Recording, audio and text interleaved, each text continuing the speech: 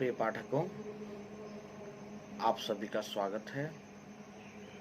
आज मैं आप लोगों के समक्ष सर्वेश्वर जाल सक्सेना द्वारा रचित कविता भेड़िया का दूसरा भाग लेकर प्रस्तुत हुआ। तो आइए कविता की ओर बढ़ने से पहले कविता से जुड़ी कुछ बातों को जान लेते हैं। नई कविता के समर्थक कवि सर्वेश्वर दयाल सक्सेना एक ऐसे संवेदनशील रचनाकार हैं जो एक ओर अपनी निजी कोमल भावनाओं को अपनी कविता में अभिव्यंजित करते हैं, तो वहीं दूसरी ओर आम जन की पीड़ा, आर्थिक विषमता से छटपटाते उनके दुख दर्द और अपने समय के अर्थात यथार्थ को भी अभिव्यक्ति प्रदान करते हैं। वस्तुतः वह एक ऐसे युग चेता कवि के रूप में उभरे हैं जिनका भारत की स्वतंत्रता के उपरांत दूसरे बुद्धिजीवियों की तरह भारत की सामाजिक राजनीतिक व्यवस्था के प्रति पूरी तरह मोह भंग हो गया था।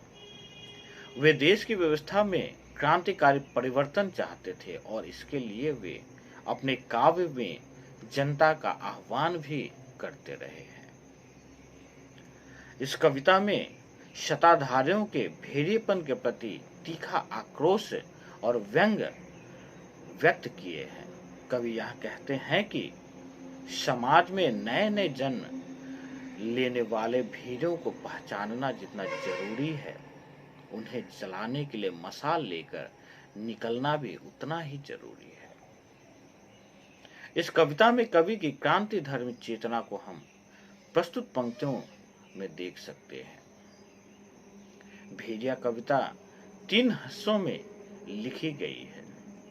पहले हिस्से में समाज भेड़िए का सामना करता है, दूसरे में उसे हराता है और तीसरे में एक नए भेड़िए को फिर से जन्म देता है। तो आज हम भेड़िया कविता के दूसरे हिस्से की विवेचना करेंगे। तो आइए कविता की ओर बढ़ते हैं। कविता में जो कठिन शब्द आए हुए हैं उनको मैंने लाल रंग से दर्शाया है एवं उनके अर्थों को ठीक नीचे नीले रंग से दर्शाया हूं। तो चलिए कविता के पाठन एवं व्याख्यान की ओर बढ़ते हैं। भेड़िया गुर्राता है, तुम मशाल जलाओ, उसमें और तुम में यही बुनियादी फर्क है।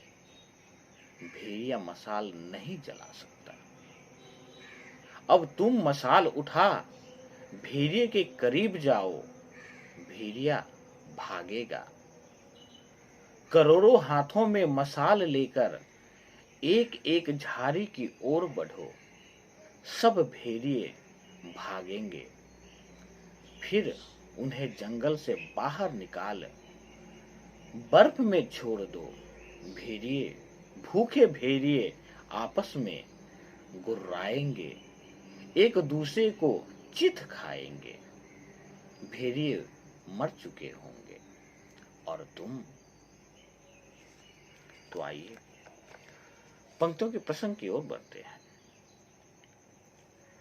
सर्वेश्वर दयाल सक्सेना यहाँ जनसाधारण को शोषितों, नेताओं एवं धोखेबाजों के खिलाफ विद्रोह करने की प्रेरणा दे रहे हैं। तो आइए पंक्तियों की व्याख्या करते हैं। कवि यहाँ कहते हैं कि भेड़िया अर्थात धोखेबाज तुम्हें डराएंगे, तुम इसके विरुद्ध मशाल जलाओ अर्थात विरोध करो। उसमें और तुम में एक फर्क है कि तुम मशाल जला अर्थात विरोध कर सकते हो, पर वह यह नहीं कर सकता है।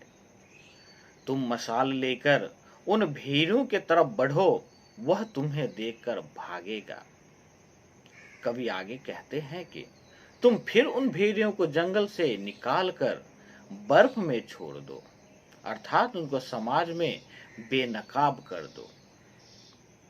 जब सब भेड़ियों की सच्चाई सामने आएगी तो वह सभी भेड़िए गुर्राएंगे और एक दूसरे को ही चित खाएंगे और वे सभी भेड़िए एक दूसरे से लड़ते हुए मारे जाएंगे और तुम रह जाओगे। और इस प्रकार कवि एक प्रश्न छोड़ जाते हैं। इस कविता में अंततः मैं यही कहूंगा कि प्रस्तुत कविता के माध्यम से सर्वेश्वर जाल सक्सेना जी ने हम लोगों को राजनेता रूपी धोखेबाजों से बचने एवं इनके खिलाफ विरोध करने के लिए प्रेरणा दे रहे हैं।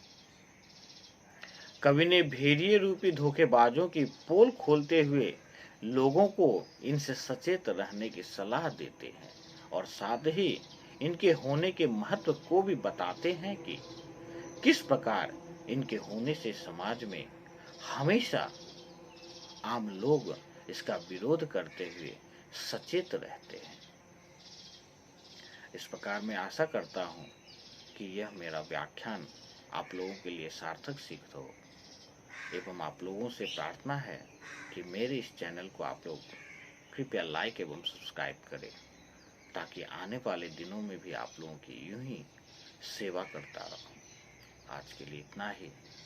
धन्यवाद।